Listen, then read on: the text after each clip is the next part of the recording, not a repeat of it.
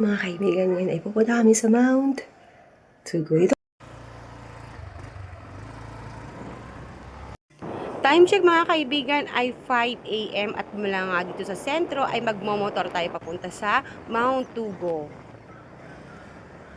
At mula nga sa sentro ay medyo malayo-layo pa tayo sa ating destination.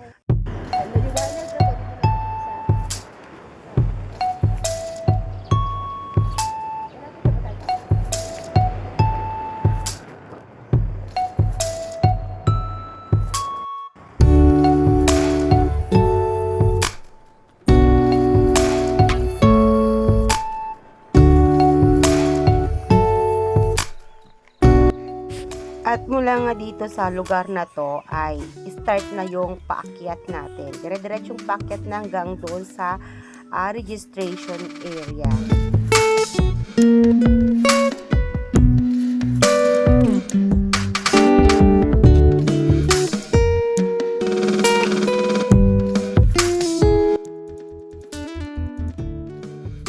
Kailangan nating magpaparegister bago tayo umakyat doon sa ating pupuntahan kasi kailangan nating magbayad ng environmental fee at saka kailangan nating kumuha ng tourist guide.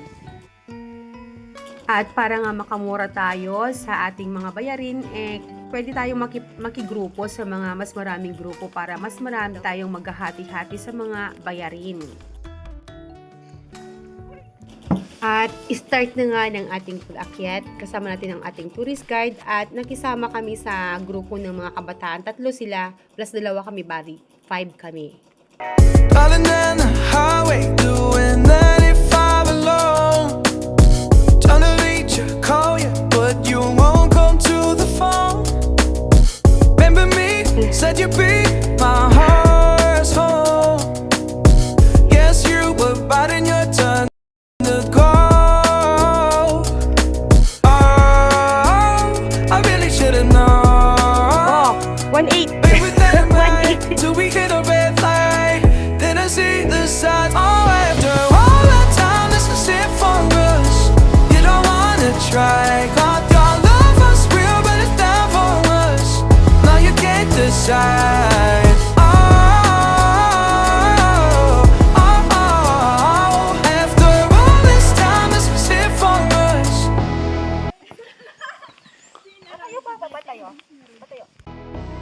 Ang dami na nila. Ito, mga umakyat na ng mga 4:30 ganun. Was that even for? Was you playing your games? Was you really bored? No. Malapit na tayong sa open area. Pagkatapos ng mga pine trees, may open area tayo dito.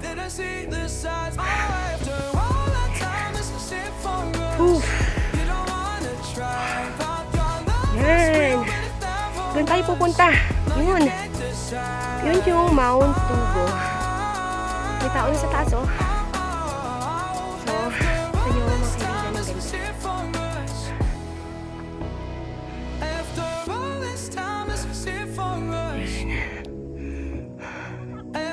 Pasture land. Ang daming baka sa taas. Tara.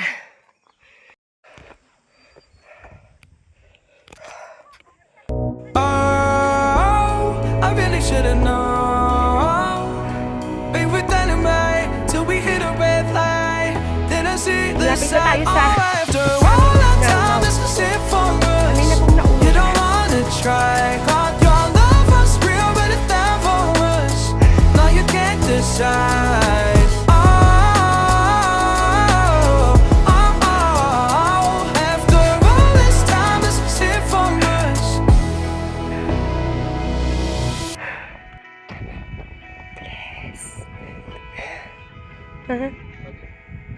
Ayoko pa. Mabait ka, di ba?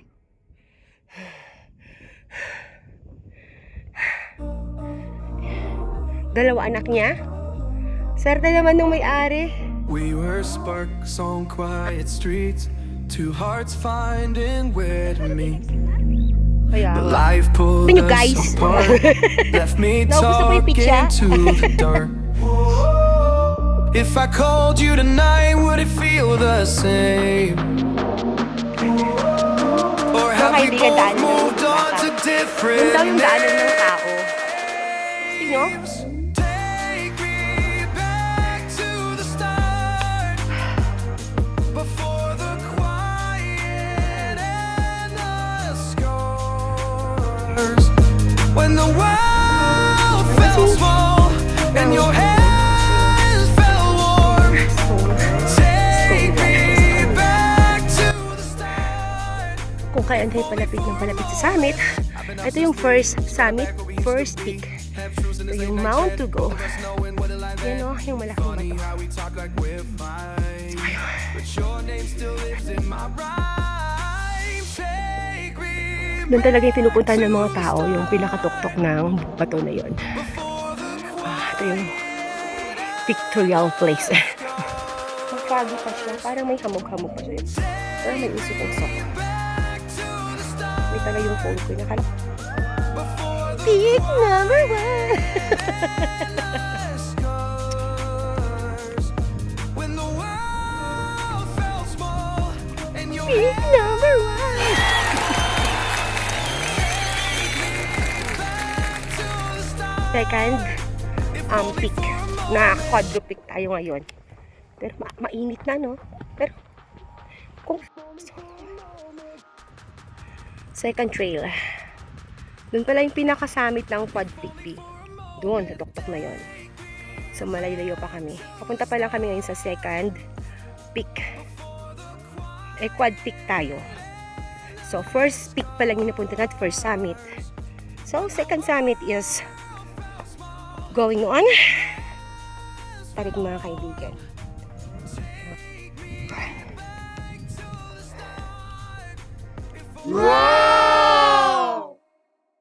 Yan.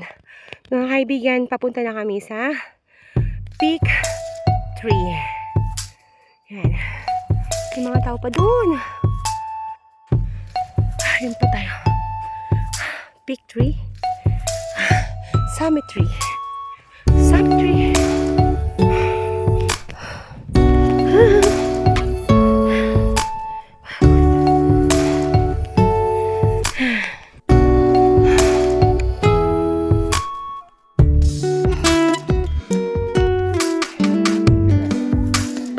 Peak number 3. Retired na.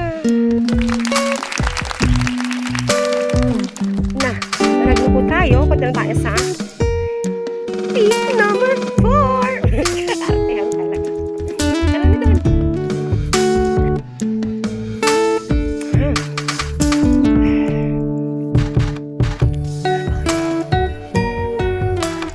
Punta na kami doon sa peak number 4. Tingnan natin.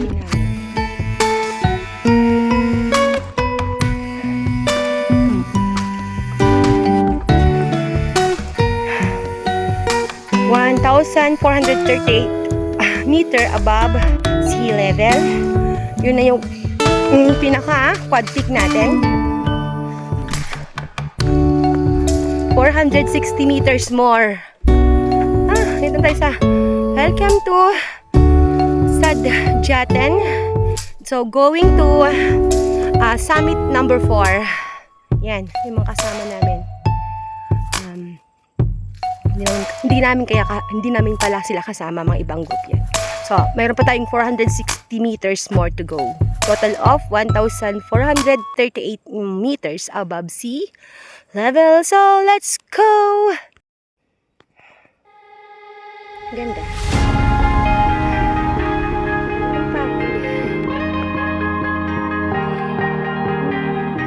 oh yeah, oh yeah, oh yeah, oh yeah, oh yeah, oh yeah, oh yeah, oh yeah. Si Bakmo. Hey there, what you drinking? Bangin. 2 shots, let's pull it up. Tapos, taas pa tayo. Last na to mga kaibigan, quad peak tayo. Yes, quad peak.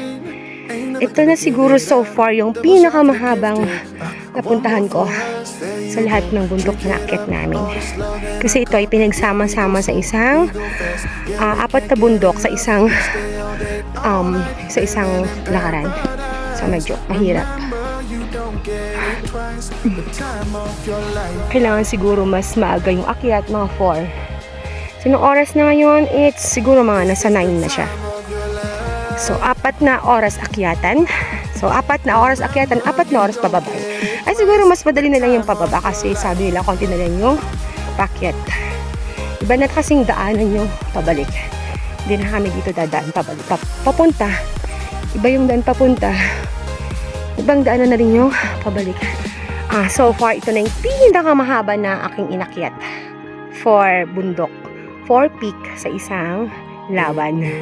Pero kahit kaming umakyat, mga siguro mga 5:30. O sabihin na lang natin mga 6 kamo. So, andito na kami sa summit niya, mga past 9 na. So, at least natapos. Tapos ko isang goal ko sa isang doon yung tatapos ko tumaw. Wala na kang nakasunod sa amin. Mainit na kasi. Pero buti ka mo, malamig yung hangin, saka medyo nagtatago si Haring Araw. Nakikisama siya. So, tuloy na natin. Doon tayo sa summit ng...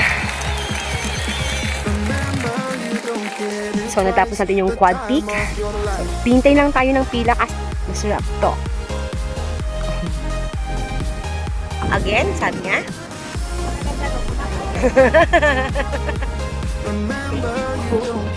Nag-exit dito sa Spanish Trail. Tapos, nung pumunta kami, dito kami pumasok. Ito na kasing exitan talaga kasi mas mababa na siya. Okay. Ang ganda ng tunog ng... Oh, diba? Ang ganda ng tunog ng hangin. Yung pine trees.